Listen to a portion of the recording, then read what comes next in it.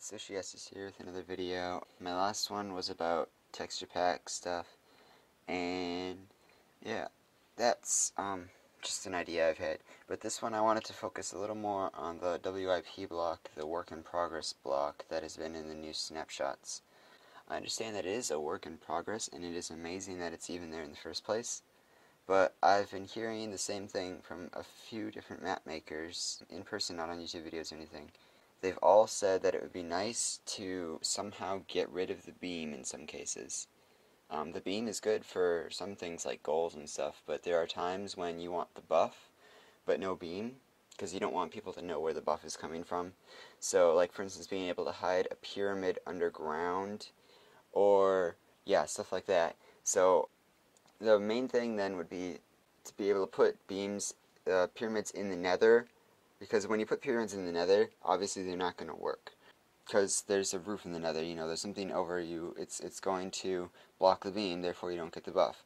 That's one thing, but another one that would be really, really nice to do would be if you could put the pyramid underground and not have to have a transparent block above it, so that you could simply have somebody have a buff by walking over the pyramid. They wouldn't have to see the pyramid, they wouldn't have to know where the pyramid is because of the beam.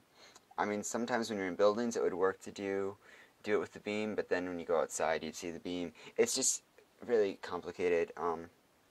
I mean, having, right now, using something to put above the beam to shut it off is a nice switch, but that brings me to my other point with the blocks. What you could do is you could put a toggle in the HUD, or in the GUI rather, to shut on or off the beam and still keep the buff.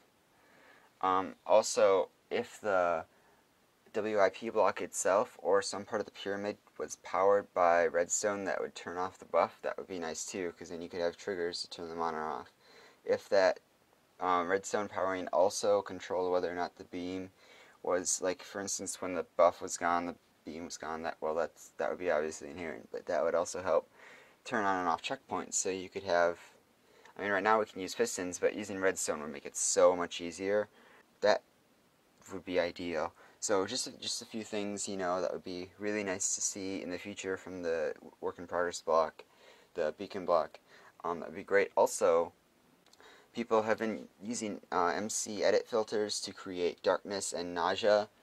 However, those two things would be really nice as like maybe a map maker's tool that is added in, or some way of adding them in in the game rather than having to use an MC filter, because they are really handy for adventure maps.